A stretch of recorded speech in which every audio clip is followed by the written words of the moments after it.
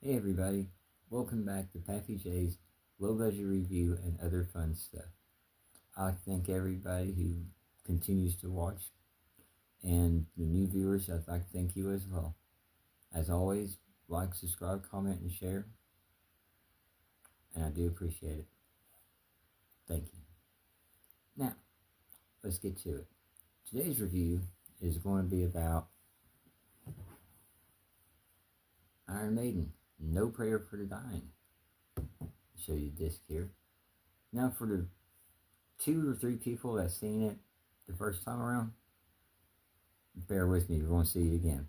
Hopefully, a few more will watch it this time. But as a special treat, this is the bonus from the Castle reissues. So yeah, there's that right there. Got that going on. Got that right there. You can read there what they cover. I'll tell them anyway. You got I'm a Mover, Kill Me Ce Soir, All in Your Mind, and Communication Breakdown. Badass. Badass. Alright. A few notes about this album. This is the first album that features Yannick Gers, and Adrian Smith left the band. So there's that. Coming off the previous album, Seventh Son of a Seventh Son, Iron Maiden decided to take this album, No Prayer for the Dying, and basically go back to the basics.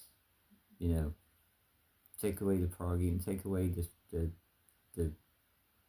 I guess the storytelling atmosphere of it all. I guess, I don't know. But anyway, that's all I've always heard about this album. A lot of people in the Iron Maiden world and fans in general are just like, yeah, on this album, so.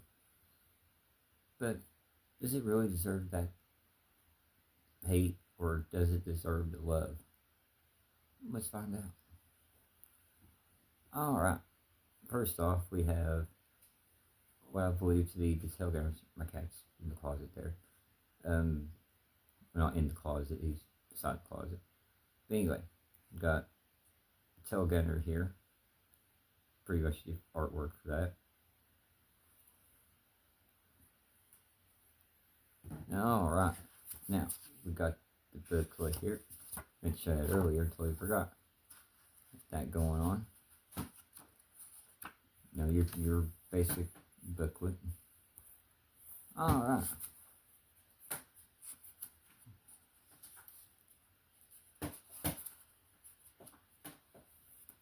Alright.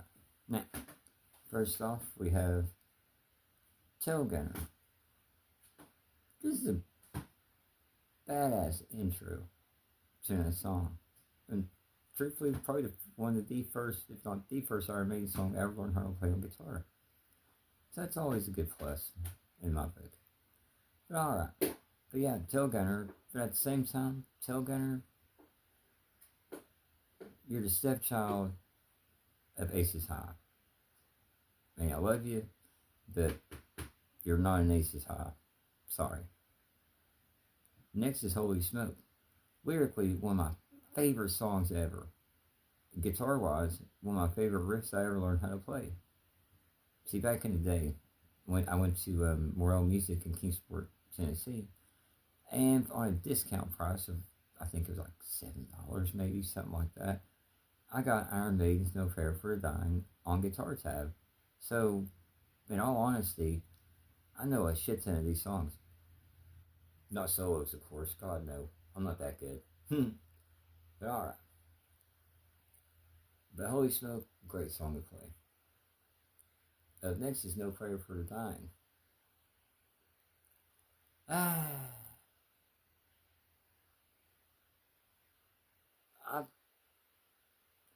I like I like it when it gets heavy. I mean, it's pretty decent.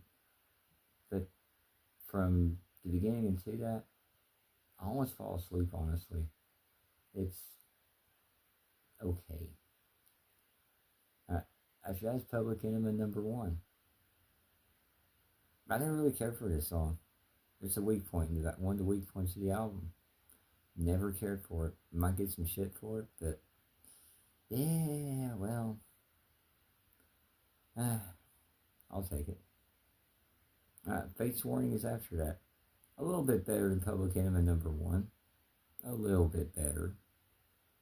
They should play it more live, especially with the three-piece band. That would be very interesting to hear. Right. After that is The Assassin. The Assassin is pretty fucking good, I must say. I've always liked it. Always liked it. Run Silent, Run Deep. This is probably the underrated song on this entire album. This song is awesome. And Iron Maiden, you should definitely play that in your 3-guitar lineup. Most definitely. Hooks and You. Probably the weakest of the Charlotte the Harlot trilogy. No, I take that back. Premier's Eternity kind of blows too, but that's another story for later. But Hooks and You, it's average. It's not. Nah. They were just. I don't know. It's not like it's good, but it doesn't do it for me either. After that is Bring Your Daughter to the Slaughter. Side note: Bring Your Daughter to the Slaughter is Iron Maiden's only number one UK hit, and it wasn't even meant to be on an album. It was actually going to be on a horror movie soundtrack. I think it was like Nightmare on Elm Street, what the fuck ever it was, I don't know. And whether they used it or not, I'm not really sure. I'll have to look into that one. Should look into it already, but too late now. Anyway, Bring Your Daughter to the Slaughter. Steve Harris heard it, and I guess from what I heard and read about and looked up things like that, he wanted it on this album, and it turned into a number one hit. And now they barely do it, if ever, which is a real shame because Janet Gears gives the whammy bar an absolute insane lethal workout that is just seemed to be believed, especially in the Raising Hell video. Bruce's last deal for however many years it was. Alright, and last but not least, we have Mother Russia. That intro is absolutely 100% amazing. The little doo-doo-doo-doo-doo part is absolutely amazing, but the song's too fucking long. And that's really the only complaint I have about that one. Excuse me. Alright. Highlights of this album are definitely Tailgunner, Holy Smoke, and probably The Assassin.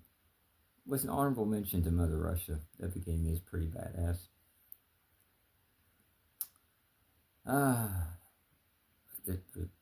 Iron Maiden, No Prayer for a Dying. I'll give this a solid 8 out of 10. 8. Yeah. Nah. I'll give that a little bit more. A 7 out of 10.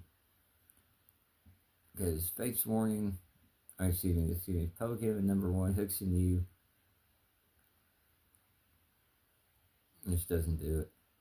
And the production on this, I mean, even compared to the earlier albums, I don't think is as good. You know, Maiden did make a few mistakes in this, but at the same time, they still kept it going. But alright, 7 out of 10. If you like what you see, like what you, all this you're seeing here, ta-da, like, subscribe, comment, and share. And I'll catch you in the next one. Alright, love you.